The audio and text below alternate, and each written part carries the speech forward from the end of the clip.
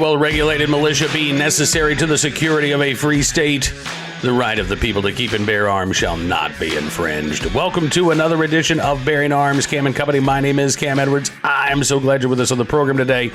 We're going to be talking with Chuck Michel, head of the California Rifle and Pistol Association, also part of the Second Amendment Law Project, about a number of cases around the country that Chuck and his fellow attorneys are litigating, including the ban on so-called assault weapons and large-capacity magazines in Illinois, as well as a host of legal challenges out in California. Oh, St. Benitez, when will you deliver us from all of this gun control nonsense? Yeah, we are waiting on U.S. District Judge Roger Benitez to issue several decisions. We'll get an update from Chuck about that in just a moment. Before we do, however, Biden's America is crushing us. You've got companies laying off tens of thousands of workers, one after the other. Americans working two jobs just to get by.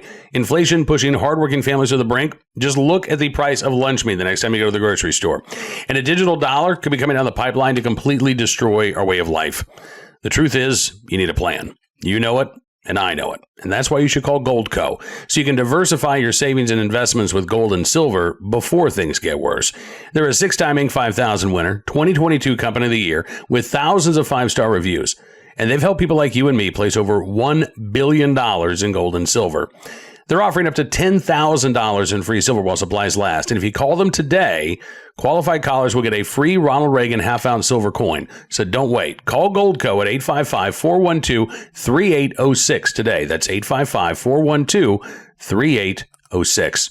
And now, let's get to our conversation, a beefy discussion of multiple lawsuits around the country with California Rifle and Pistol Association head Chuck Michel. Take a look and listen. Chuck, thanks as always, sir, for coming on the program. It's good seeing you again. Always a pleasure, Cam. Thanks for having me. Absolutely. All right. So we got a lot of stuff to talk about, but I know one of the things that gun owners have been interested in for quite some time is what's going on with the cases that are before Judge Roger Benitez, because he's got multiple cases, right? Oral arguments have been held. We're waiting on these decisions to come down.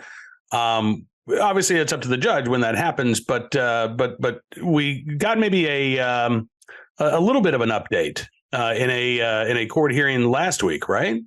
Yes. Folks should recall there are four cases pending in front of Judge Benitez, one challenging the semi-auto ban, one challenging the ban on magazines that hold over 10 rounds, one challenging the ammunition sales restrictions, and one challenging regulations of billy clubs, because it's not just firearms, it's other arms too. But one of those cases, the Rhodey case, which challenged the ammunition background checks and interstate sales of ammo, we didn't have a judgment in that yet. It was still at the preliminary injunction phase. Remember, all these cases were decided by Judge Benitez, went up on appeal, kind of sat there for a while. Then when Bruen came down, they all came back down again. So some of them, the Judge Benitez is ready to send them back up again, but he wanted to get a judgment in place on Rhodey to finalize it. So it wouldn't, otherwise there's a potential it could have to come back down again. So he wants to get that judgment in place in that one remaining case. And that's why he had the hearing. Now at the hearing, the state was, doing their usual thing. Oh, we need more time to get experts. We need to introduce history, and the judge was very skeptical. He's like, what new stuff have you found? So I don't think he's buying it, but he gave him time because, being a smart judge, he recognizes that if he doesn't, then they're going to go up to the Ninth Circuit and say, hey, we just needed more time. We could approve this. Right. And the circuit will send it back down again. So they got 30 days to do that. And we, on behalf of CRPA and the other plaintiffs, will file our response shortly thereafter. And then I think we're going to get an opinion out of him pretty quick thereafter. So maybe by the end of summer, we'll be looking for an opinion. Now, hopefully at the same time, he'll give us opinions on the other cases that are pending, or maybe even before. But one of the things we noticed in court is that the judge, he mentioned he needed to have eye surgery. He was having a hard time reading. And that's, I think, one of the reasons why it's taken him so long, because he did mention that he's reading every declaration, every bit of evidence, even the sources that are cited in those declarations. So he's really doing his homework. And I think we're going to get, when we finally do get these decisions from him, I think we're going to get a set of the most comprehensive and thorough Second Amendment rulings that have come down from anywhere else in the country. I think you're right about that. I mean, Judge Benitez has delivered some pretty in-depth opinions before, which is one of the reasons why Gavin Newsom hates him with a white-hot passion, because he does such an excellent job of refuting the rationale for these California gun laws. So I hate to hear that the judge is having some eye issues. Hopefully, he's able to get those resolved. But that does perhaps explain why it has been a while. Because if we're getting these thorough decisions, and at the same time he's hampered a bit by vision problems, that could account for the delay. So hopefully, like you said, by the end of the summer, we do have some news to report out of those 4 cases. Meanwhile, y'all are busy all over the country. I mean, not only with the California Rifle and Pistol Association, but with the Second Amendment Law Project. You were in Illinois recently for oral arguments with the Illinois ban on so-called assault weapons and large capacity magazines, right? Yes, we're helping out several. My firm is helping out several of the plaintiffs in one of the cases there. There's 4 cases there, actually 6 cases there too.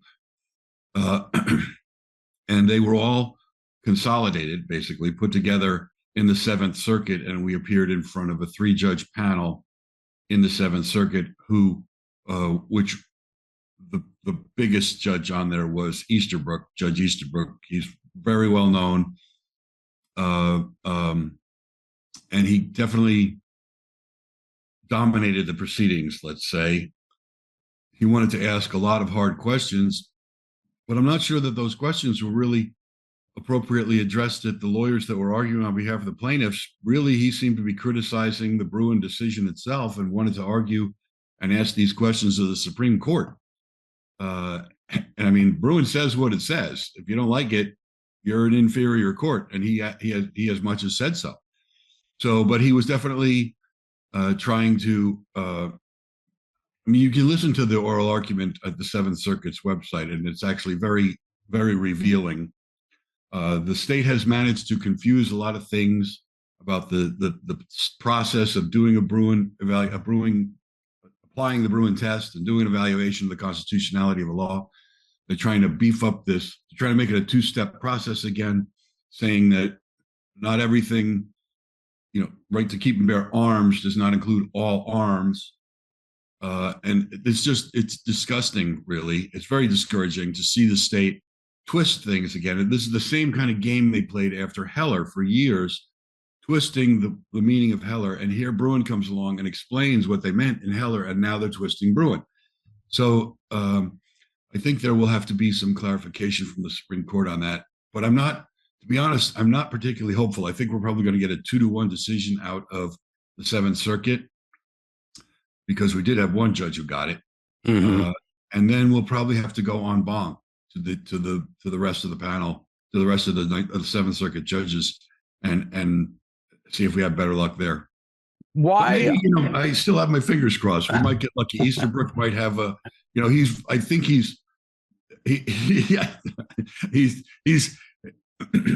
he might accept that he's stuck with what Bruen says and recognize he doesn't have the power to. I'm thinking wishfully. Forget it. You are. Listen, you are a very optimistic guy, and I don't want to disabuse you of that. But so I've got 2 follow-up questions based on what you just said, and we'll go with the easy one first. But I want to come back to the arguments that the state of Illinois is using. Why, if you do get this 2-1 decision that says, "Oh yeah, these laws are fine," why go en banc to the Seventh Circuit and not appeal directly to the Supreme Court? Well, because we might win en banc. The numbers aren't as badly stacked. It's pretty much even, and the whole Seventh Circuit Court would sit on that en banc panel. Okay. And so, and plus, we don't know what's going on with the U.S. Supreme Court. We know they took the Rahimi, if I pronounced that right, case, which deals with felons, the federal law banning felons from possessing firearms. And there may be some guidance coming out of them on that. But I think they might be reluctant to take a quote unquote assault weapon case. It's an election year, even though that supposedly doesn't influence their decisions. But you can see the headlines. I mean, when after Heller and after the Dobbs decision on abortion, you know how this stuff is spun. Right. There's just unfortunately so much baloney, so much misinformation, so many falsehoods out there about what an AR platform gun is capable of doing. I mean, they're making it like it's the same thing as a fully automatic. I mean, that was half the battle at the Seventh Circuit argument, trying to explain, no, this is the thing they try and run us up with is, well, if you can't ban semi-autos, then you can't ban full autos. And we're like, well, there's a distinction there. It's not an issue with this case, but you shouldn't really be deciding that. Bruen says what it says. Yeah. But you could draw a line. Some courts have drawn a line between full and semi-auto. So, but regardless, so there are some downsides to this that the Supreme Court might not want to take a semi-auto ban case immediately. And it's just, I think, because we can always get it in there next session, but we don't have to be in there in like November or October. We can be there, a few months later after we see what the panel does. Okay.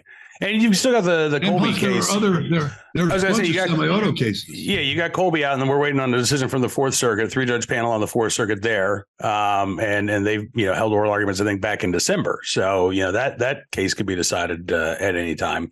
But I want to go back to the rationale that the state of Illinois is using, because we're hearing this from again in other mag ban cases and other cases dealing with modern sporting rifles. In fact, U.S. District Court Judge Karen Immergut up in Oregon recently upheld Oregon's ballot measure 114 because she said that quote unquote large capacity magazines they're not arms, right? So they're not protected by the Second Amendment.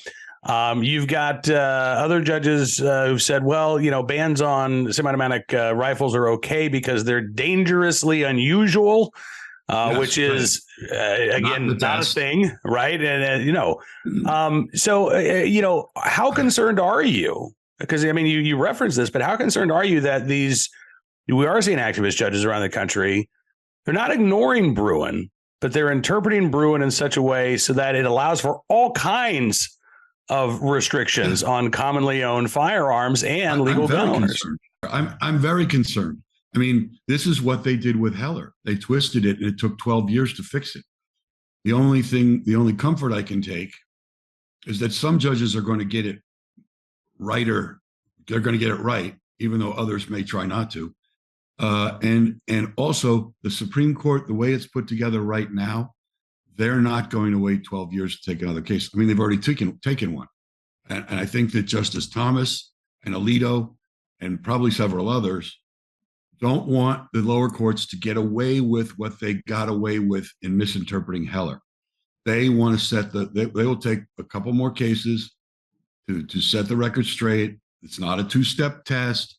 Everything is an arm. The only thing that's not an arm is like indiscriminate arms, like maybe because the militia owned cannons back in the Revolutionary War. But that's not the question. Even if the Second Amendment's plain language covers everything, then is historically have there been limitations placed on particular types of firearms or types of people or types of places where you could possess firearms, which would indicate that the founding fathers would tolerate a modern law. And that's it. They're really trying to bollocks us up by stopping on that first step, which is, does the plain language of the Second Amendment cover the conduct that's being challenged here? Of course, magazines are covered. They're part of, just like ammunition is covered, just like a barrel is covered, a trigger is covered. I mean, all those things are part of a firearm. Even in my view, even fully auto are covered. They're arms. Mm-hmm. That doesn't mean they can't be regulated. It just means that they're covered by the plain language. That's all it's supposed to be, is a question. It's not supposed to be a test. And that's what the states have tried to turn it into, as another hurdle before you even get to the historical analogs. It's not supposed to be. It's just a simple question. You know, if you're driving your car down the street and you don't have a firearm and there's nothing, then that doesn't implicate the Second Amendment.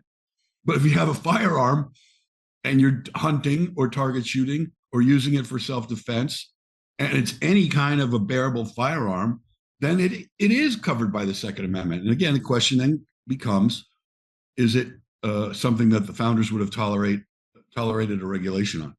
So that, yes, they got to set this straight. Because what happens is one court does it, and then the other court, this is what happened with Heller. One court does it, and then the other courts pile on. And they don't really think it through anymore unless you get a really good judge. Right. Like we had in some of the cases with Heller, like Kavanaugh and his dissent in Heller 2, you know, those kind of things where a judge pays attention. But generally, you can get a critical mass going here, and it could be trouble. So we have to keep fighting back against. That's why the Second Amendment Law Center is in every one of these courtrooms. Every state that has a semi-auto or a magazine, and now sensitive places is the latest thing they're trying to use to infringe on the Second Amendment. We are in any state that has something like that launching amicus campaigns to try and stop it. You know, and again, I mean, you mentioned sensitive places. One of the lawsuits in Maryland right now challenging Montgomery County's new sensitive places. There was a court filing, I think it was last week, maybe a week before last. And in that filing, the plaintiffs included a map of all of the, you know, banned locations in Montgomery County. And I happened to look at, I found a map of the population density of Montgomery County. It's amazing how well that matches up. Like, you can theoretically carry where nobody lives. You can theoretically carry out in the pastures, right? And out in, the hinterlands. But in any of the populated areas of Montgomery County, home to 800,000 or so people, if you so much as set foot outside of your home with your firearm, you're running the risk of committing a felony, because you're not even allowed to transport your firearm in your car unless it is, you know, locked up in the trunk, unloaded. These are the games that are being played right now. You know, we just had a story today, New York Police Department issuing fewer licenses post-Bruen than they did beforehand. So, you know, the defiance that we're seeing to Bruen is evident all around the country. And I hope that you're right, that the court is not going to let this go for another 12 years. That they are going to step in at some point. And you talk about the Second Amendment Law Center because, you know, you guys are litigating all around the country. This is not just a California thing. So what is the mission of the Second Amendment Law Center, and how can folks support what you're doing with that entity? Well, it's primarily to run friend of the court brief campaigns, which is the amicus brief, friend of the court. Now, the reason that's so important is because the parties to a lawsuit, the named parties, they cannot fund and they cannot write amicus briefs on their own, and they have to be careful about even coordinating or over-managing the amicus briefs that they want to have submitted, or that they or what they want them to say. So there's sort of a line drawn there, and then the parties are always limited in in the number of pages that their brief can be. There's page limitations, court-imposed page limitations. So a lot of times they can't say everything they would like to say. So by bringing in friends of the court, amicus parties, amicus entities to sign on to these briefs, we're able to sort of assign the amicus that has the right interest, then get a competent lawyer from among the lawyers that I've worked with for 30 years, you know, Hallbrook, Copel, all the best attorneys are on our advisory board, and then come up with the topic, and also divvy up the topics so that the briefs are not redundant. And that's a lot of times what happens when you don't manage an amicus campaign. You get a lot of briefs saying the same thing as the main brief, and they really don't serve the same purpose. So if you do a well-coordinated amicus campaign, it could make the difference between winning and losing, because you educate the court, you provide information that the parties don't have time or space to put into their briefs. So that's why we're working all across the country. Any state that has, right now it's semi-auto, magazine, or sensitive places, to try and limit the value of your concealed carry license. But we'll be involved we're already launching in the Supreme Court for the Rahimi case. I'm still not sure if I'm pronouncing that right. I think you are. I've been calling him Zaki Rahimi. If I'm wrong, I guess his attorneys can, email me and let me know. But so you all will be filing briefs in that case? Oh God, yeah, we're having calls. Look, we have calls with all the lawyers that represent various people who might be interested. By the way, that often includes state governments. In the Illinois case, we had 24 state attorney generals file briefs on behalf of 24 states. That's pretty big news. And they did the same thing in Delaware. And by the way, just as a side note, Gavin Newsom wants to do a constitutional convention to pass the 28th Amendment. He needs 2/3 of the states to vote in his favor. Well, there's 24 states already on record saying they don't think the government should be banning semi-autos. Yeah. So he loses before he starts. I don't know if it's possible for his proposal to be deader on arrival than it was to begin with, but it's dead on arrival. So. All right, listen, we are leaving a lot of stuff on the table here. We could talk for literally hours, but I know that you've got some other stuff to do. I've got some other stuff to do. But can you come back in a couple of weeks, because I want to talk about what's going on in Delaware. I want to talk about what's going on in Washington. I want to talk about what's going on at the local level in California, where CRPA has been doing great work sending out these demand letters saying, hey, you guys are running into trouble here. If you keep going down this road, you're going to get sued. So I want to talk about the success that you've seen in getting some of these local governments to claw back some of the most egregious infringements in terms of, licensing fees and things of that nature. Can we have you back in the very near future? Of course, Cam. You're my brother. I've known you forever, and I love what you do. And by the way, with all the other challenges to getting the word out through social media about our position and what we're doing to fight for everybody's rights, channels like yours are critically important to us. So I'm always happy to do anything I can to support you and other folks who are helping to get the word out when we have all this resistance from a lot of social media channels about putting our content up there. So love to come back. We may have to have a weekly show here. You might have to start doing commercials. Listen, I am not adverse to that. There is so much going on. I'm sure that we get to have new content on a weekly basis. So, all right. Well, I tell you what, let's not wait 2 weeks. Okay, you got it. Every 2 weeks. No. I said, let's not wait 2 weeks. I want to have you back next week. Can we have you back next week? I'm in, because people need to realize it's a historic time. This is going to be a time that lawyers and judges are going to be talking about for centuries. Yeah. This is the time period where the Second Amendment was tested and changed or not changed. It was expanded. It was restricted. This is when it's going to happen. So everybody should stay in the loop on that who cares about your Second Amendment freedoms. Absolutely. All right. Well, I'll reach out. We'll figure out a day next week, but let's get you back on because we do have much more to talk about. In the meantime, Chuck, if folks want to help out CRPA or the Second Amendment Law Center, how do they do so? CRPA.org if you're California specific, 2ALC.org if you want to help us with the national stuff. And you can, if you're in a particular state that you want to support the efforts there, you can earmark your funds to be spent in that state, and we will use it where it's needed. Excellent. And by the way, also stay informed. Sign up for the email so you know what's going on. Yeah, absolutely. And don't wait till, it's your state. I mean, if you live in a state right now with pretty good gun laws and you feel really comfortable, don't assume that that's always going to be the case. Help out where you can. Help out your brothers and sisters who are fighting these fights right now. So you can keep these fights out of your borders and you don't have to go through this. They're pushing it to you. It's not going to just float there. They are actually pushing it everywhere. So It will come soon to a neighborhood near you. All right. Well, listen, we're going to have more with Chuck Michel coming up next week on Bearing Arms Cam and Company. In the meantime, Chuck, thank you for everything you do. Really glad you could carve out a few minutes today, and we'll pick up the conversation again in a few days. Always a pleasure, Cam. Look forward to it. Well, thank you once again to Chuck for joining us on the program. And yes, we'll be keeping you updated on all of these lawsuits going forward. Right now, let's turn our attention to today's Armed Citizen story, our good deed of the day, and our recidivist report. We'll start with that. A case out of Texas, Humble, Texas, where Fox 26 reporting that turns out the two people who've been arrested for shooting and robbing a woman at a Costco last Wednesday, as well as leading police in a dangerous chase, well, one of them out on bond, the other out on probation. 24-year-old Gary Nisha Richard and 23-year-old Darian Robertson.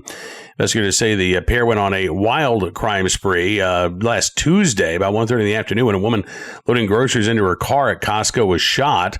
Investigators say she spotted Gary Nisha Richard stealing her purse from her car.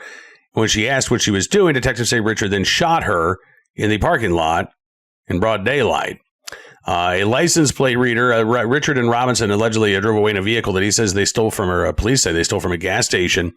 And while a license plate reader alerted the Harris County Sheriff's Office of the stolen vehicle, deputies were able to get behind the pair and eventually make an arrest. Not before Richard allegedly bailed out of the vehicle, hopped into the backseat of a black car in a Waffle House parking lot. The two people inside that car quickly got out.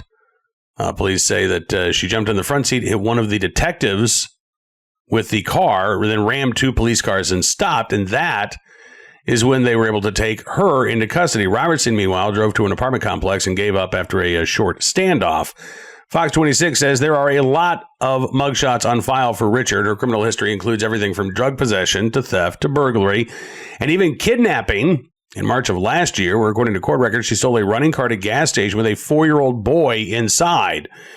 It's unknown whether or not Richard was adjudicated in that case or if that case is still ongoing, but for whatever reason, she was out on probation at the time.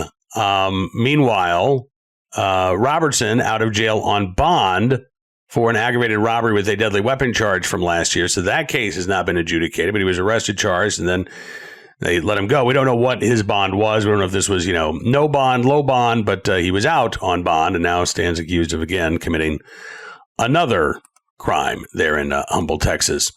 Today's armed citizen story from the Chicagoland area where Fox News reported an armed Good Samaritan stopped a robbery of a mailman in a Chicago suburb.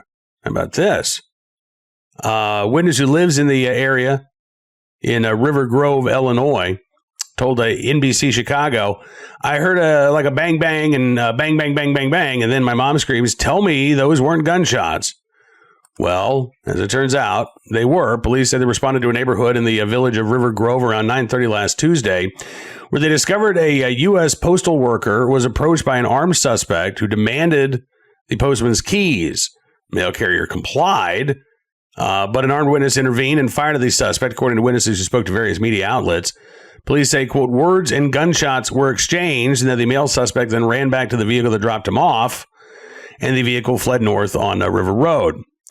The postal worker apparently was able to rely on a couple of other Good Samaritans who took him into the home, saying that he was rattled by the incident.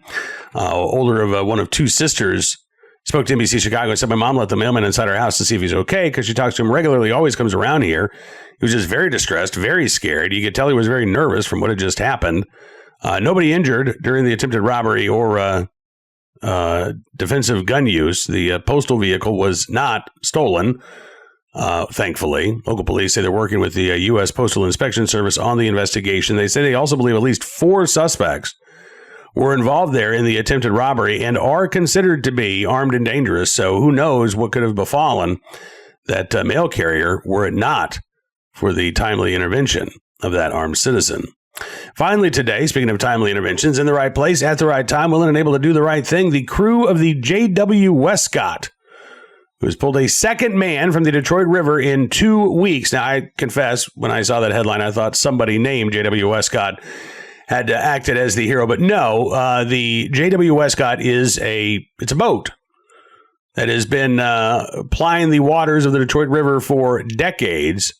Back on July the 12th, the crew of the J.W. Westcott were celebrated as heroes after saving an employee of the Ambassador Bridge who had fallen. And once again, they were able to save a life this past weekend. According to the deckhand, Al Holland, or one of the deckhands on the Westcott, back on July the 12th, somebody fell from the Ambassador Bridge about approximately 150 feet from where he fell to the water. And Holland said, and then just yesterday on Saturday, we had someone at a mishap, misjudged the dock, and fell into the water. This, thankfully, not a 150-foot plunge. The man was fishing at the time, decided that You know, he was going to bend over to adjust his line or something, I guess. But when he bent over, he went a little too far, then fell in. The crew of the Westcott on hand threw their life preserver into the water. Holland says, you just toss it out there. They have to do some work. I wear my life vest. I'm standing right there. It makes me nervous. But thankfully, in this case, the fishermen safe and sound because of the crew of the J.W. Westcott there in Detroit, Michigan. Speaking of Detroit, by the way, on tomorrow's Bearing Arms Camming Company, we're going to be talking with Detroit firearms instructor Rick Ector. It is that time of year again. You know, every year, Rick puts on this massive event, multiple days, training as many women as he can in the basics of gun safety with the help of a lovely team of volunteers. So this is coming up. We're going to give you all the details on tomorrow's Camming Company and talk to Rick about why it's so important that he does this year after year and what changes he might have noticed over the years of hosting this event, and not just, by the way, a rise in the number of attendees. So again, that's coming up on Tuesday's Bearing Arms Camming Company. Don't forget to check out bearingarms.com throughout the day today. We'll keep you up to date on all of the latest Second Amendment news and information. And if you like what you see, I'd also encourage you to become a VIP member, maybe even a VIP Gold member. That way you can get access to all kinds of exclusive content throughout the Town Hall Media family of websites, including bearingarms.com, where we are going to give you exclusive content you won't find anywhere else because your support matters, and it truly does make a difference. So thank you again. If you want to subscribe, just go to bearingarms.com/subscribe. Use the promo code GUNRIGHTS, and you can get a significant savings on your VIP membership. And once again, I truly do thank you for your support. Looking forward to being back with you tomorrow for 2A Tuesday. Until then, be well, be safe, and be free.